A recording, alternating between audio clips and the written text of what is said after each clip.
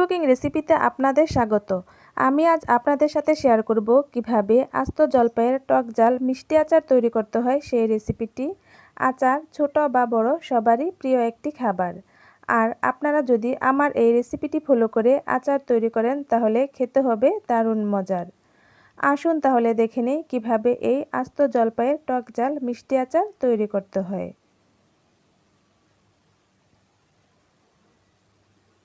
জলপাইয়ের আচার তৈরি করার জন্য আমি এখানে 1 কেজি পরিমাণে জলপাই পরিষ্কার করে ধুয়ে নিয়েছি।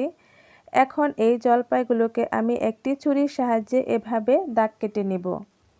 দাগ কাটার সময় একটু লক্ষ্য রাখতে হবে যেন ছুরিটা জলপাইয়ের আটি পর্যন্ত ঢোকে। আর এভাবে দাগ কেটে নিলে জলপাইয়ের ভিতরে মশলাটা খুব ভালোভাবে ঢুকে আর খেতেও খুব ভালো লাগবে। তাই আপনারা আস্ত জলপাইয়ের আচার তৈরি করার সময় এভাবে একটু দাগ কেটে নেবেন। একইভাবে আমি বাকি সবগুলোর গায়ে দাগ কেটে নেব।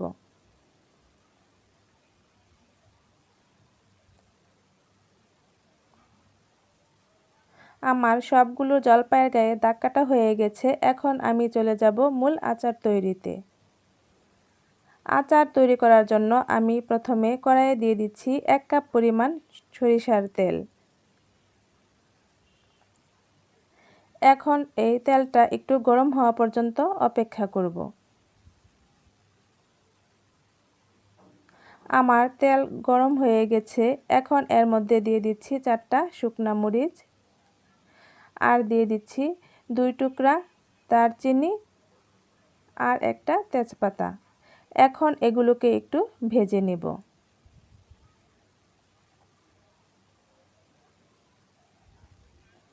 আমার এগুলো ভাজা হয়ে গেছে। এখন এর মধ্যে দিয়ে দিচ্ছি 1/2 টেবিল চামচ পরিমাণ গোটা পাঁচফোড়ন।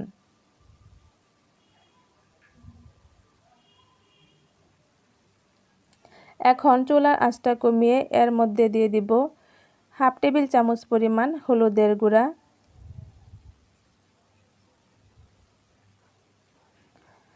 আর সামান্য পরিমাণে লাল মরিচের গুঁড়া।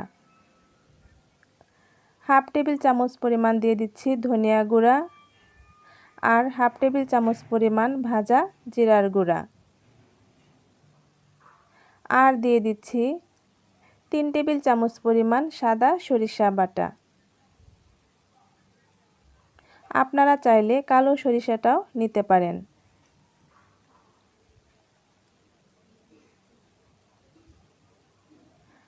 আর দিয়ে দিচ্ছি 1 টেবিল চামচ পরিমাণ রসুনের পেস্ট। এখন আমি এই মশলাগুলোকে একটু মিশিয়ে নেব। আর দিয়ে দিচ্ছি টেস্ট অনুযায়ী রান্নার লবণ। এখন আমি এই মশলাগুলোকে ভালোভাবে কষিয়ে নেব।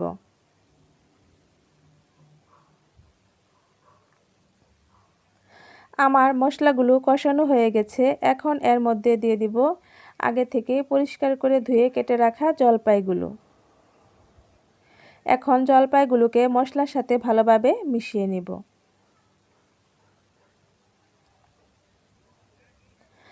আর এই আচার তৈরি করার সময় চুলার আঁচটা একটু কমিয়ে রান্না করতে হবে, কারণ আমি আচারে কোনো প্রকার পানি ব্যবহার করব না।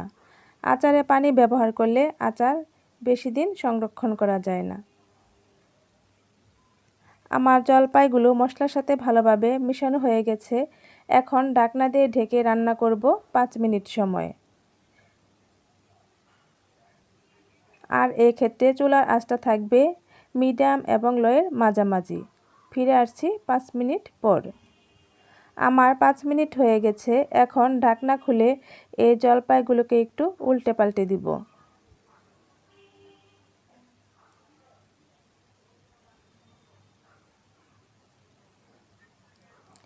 এখন এর মধ্যে দিয়ে দিব 1 কাপ পরিমাণ সাদা চিনি।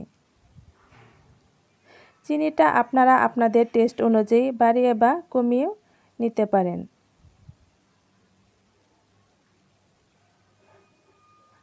আর দিয়ে দিব 2 টেবিল চামচ পরিমাণ ভিনেগার। আপনারা অবশ্যই এই আচারে ভিনেগার ব্যবহার করবেন, তাহলে আচার বছর জুড়ে সংরক্ষণ করা যাবে। এখন চিনিটা গলে যাওয়া পর্যন্ত অপেক্ষা করব।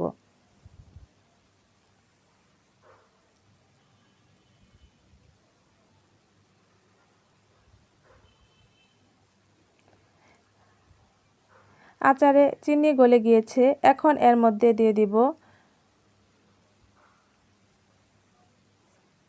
1 টেবিল চামচ পরিমাণ পাঁচফোড়নের গুঁড়া। পাঁচফোড়নটা আমি শুকনা খোলায় ভেজে গুঁড়া করে নিয়েছি। আর দিয়ে দিব 1/2 টেবিল চামচ পরিমাণ বিট লবণ। আপনারা অবশ্যই জলপাইয়ের আচারে বিট লবণ ব্যবহার করবেন, কারণ এতে আচারের টেস্ট অনেক ভালো লাগে। এখন এই সবগুলোকে আমি ভালোভাবে মিশিয়ে নিব। তার সাথে বলে দেই, আমার এই জলপাইয়ের আচারের রেসিপিটি যদি আপনাদের ভালো লাগে, আমার ভিডিওটিতে একটি লাইক দিবেন আর আমার চ্যানেলটি সাবস্ক্রাইব করে পাশের নোটিফিকেশন বেলটি অন করে আমার রেসিপির সাথেই থাকবেন। এখন আমি এই জলপাইগুলোকে ঢাকনা দিয়ে ঢেকে রান্না করব আরও 10 মিনিট সময়।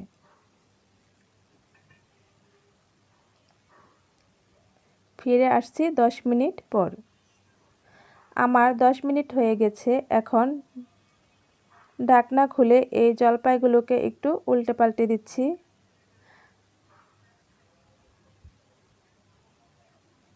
এখন এর মধ্যে দিয়ে দিব আরও 1 টেবিল চামচ পরিমাণ পাঁচফোড়নের গুঁড়া, কারণ নামানোর আগে সামান্য পরিমাণে পাঁচফোড়নের গুঁড়া দিলে আচারের টেস্টটা অনেক ভালো হয় আর এর ফ্লেভারটাও খুব সুন্দর হয়। এভাবে আমি আরও কিছুক্ষণ রান্না করব। তবে এ পর্যায়ে আমি আর কোনো ঢাকনা ব্যবহার করব না।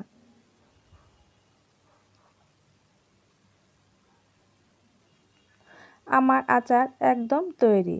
আপনারা এভাবে আচার তৈরি করে সংরক্ষণ করতে পারেন বছর জুড়ে।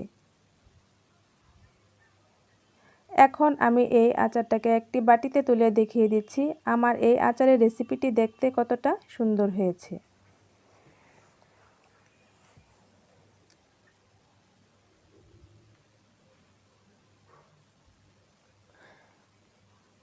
আপনারা স্ক্রিনে দেখতেই পাচ্ছেন আমার এই আচারের রেসিপিটি দেখতে অনেক সুন্দর হয়েছে আর এভাবে আচার তৈরি করলে খেতেও খুব ভালো লাগে।